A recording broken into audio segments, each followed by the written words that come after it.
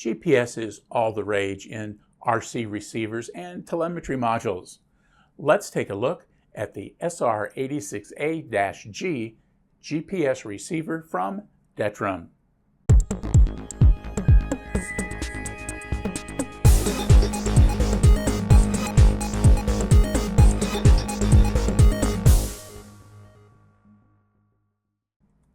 With miniaturization of GPS receivers used in cell phones and then quadcopters, it's no surprise to find them cropping up in receivers for model airplanes too. Detrum's SR86-G is a new addition to the Detrum line of receivers for Detrum branded transmitters such as the Gavin 8 and the DT9 Smart Transmitter. As you can see in this photo, the SR86A comes with a GPS receiver that's about the size of a US 50-cent piece, but a bit thicker. It connects to the receiver via the attached cord. This receiver adds GPS-based telemetry to the DT9, along with a return-to-home function and the GPS return-to-home feature for the Gavin 8C transmitter. On the DT9 transmitter, GPS data provides information for several cool functions. Pressing the clear button takes you to the telemetry display screen. Once there, you can set various alarms on your transmitter. Once triggered, the transmitter will announce the deviation and continue to keep you up to date until you return within the specified parameter. For example, if I want to make sure I stay within, say, 800 feet, I'd set the distance alarm to 260. The distance is measured in meters, so 260 meters is just short of 800 feet. When the aircraft exceeds that distance, the transmitter will announce the distance to the plane until it flies closer than 260 meters. If you've had your DT9 for a while, you may have the 1.0 version of the instruction manual. That version omitted the telemetry information. Go to the Dynam website in China and download the 1.1 version of the manual. You'll need to register for an account and to sign in to download, but it's free and easy to do. You'll see the telemetry display has information on the flight number, signal strength, GPS satellite status, along with the alarms for voltage, speed, altitude, and distance. It also shows you flight mode and rudder position. To set an alarm, roll the scroll wheel to highlight the appropriate alarm parameter and select it. Use the wheel to adjust the value for that item, as in the distance example I mentioned a second ago. You can set the alarm to off, vibration, voice, or both. As I mentioned, height and distance values are measured in meters and speed values are measured in meters per second. By pressing the clear button again after landing, the flight telemetry data from the flight is displayed for your review.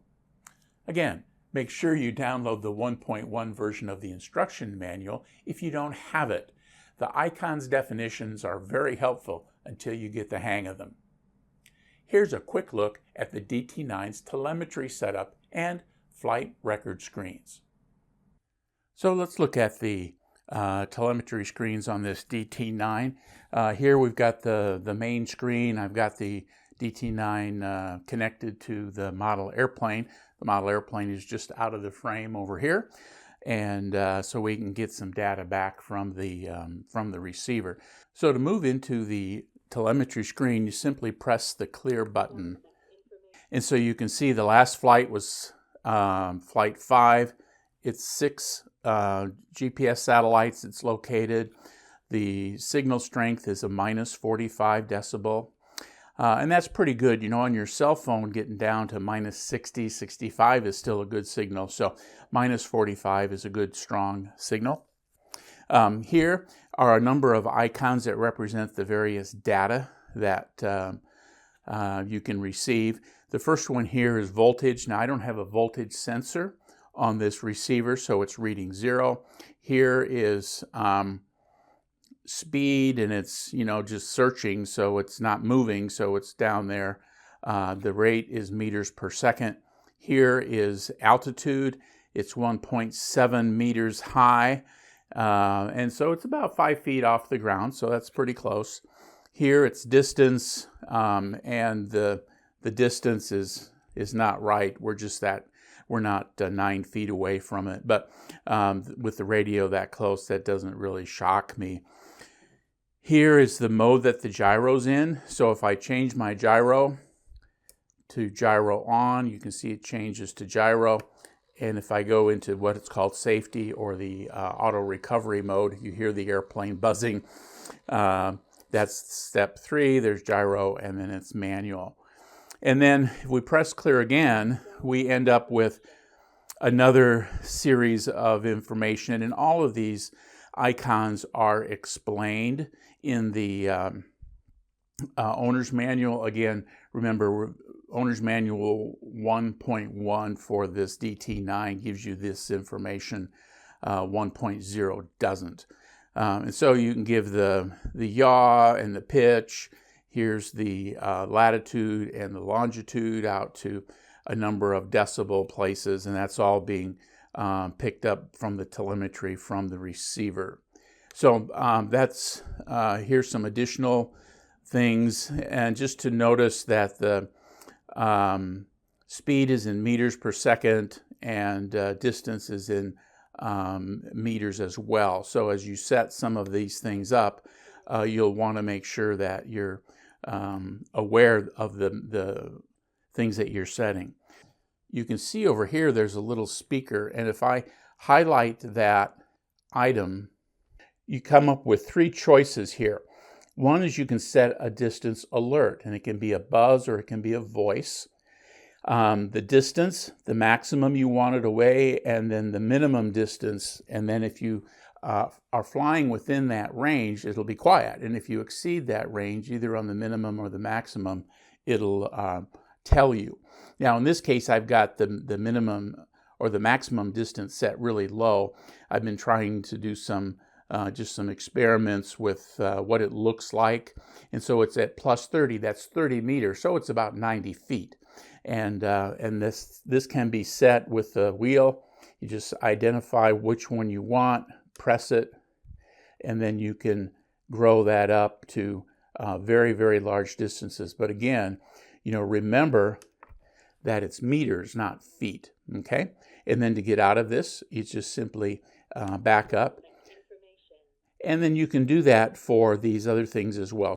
Here you can set an altitude alert. So in meters, again, set it at 130, 140 meters to keep you under 400 feet. And if you set it to vibrate, it'll buzz when you get to that altitude. Or if you set it to voice, it will tell you that you've gone above the altitude that you selected in your alert. So that's it to get out of this screen. The primary screen, you just press back.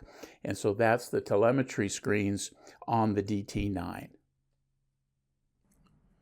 The SR86AG receiver also has the 6-axis stabilizer found in the SR86A, the MSR66A, and the standalone iStone Acro 6-axis stabilizer. You can access the stabilizer control setting from the Airplane Gyro submenu in the Function Set menu on the transmitter. I'll put a link on the end card of this video to the DT9 tutorial I did where I go through the gyro setup process. In a nutshell though, the Airplane Gyro menu allows you to set the sensitivity of the roll, pitch, and yaw axes, assign the receiver's installation placement, and assign what switches will control which gyro functions. Now I removed a little foam where I mounted the new GPS receiver there, partly because I wanted to be able to see, of course with the wing off, what gyro mode I'm in. And so you can see a little green up there near the right hand side. When that means the gyro is off. You see the green went off. That means it's a little blue light that doesn't reflect well. That means the gyro is in normal. And then that turquoise color, when my switch is all the way down, is auto recovery. You maybe hear the servos moving now because the wing's off. and it's trying to recover to level flight. So auto recovery, normal gyro stabilization, and gyro off. The return to home function is a handy GPS-based safety feature on this receiver. When activated, the airplane will return to its original GPS position and circle. This helps prevent the airplane from flying away and being lost. When your airplane gets back in sight, you simply turn off the return to home function and resume your flight. This function does not automatically land the plane, and the GPS home point is where the GPS system first locked onto the satellites. Most clubs don't want you flying behind the safety line, so be sure to take back control before that happens. On the other hand, if you've no kidding lost sight of your plane, having it show up overhead but behind you is better than crashing or losing it. Most folks will understand if you admit your error and offer a mea culpa. I've got several flights on this receiver and am pleased with its performance so far. Since I'm also a bit of a gadget geek, I find the GPS alarm and the flight tracking data pretty cool. As with most of the Dynam Detrum line, value is a big plus. As I do this review on the SR86A with GPS, it's available from Bitco Hobby in the United States for right at $80. This compares to over $250 for a similar standalone combo from a well-known vendor.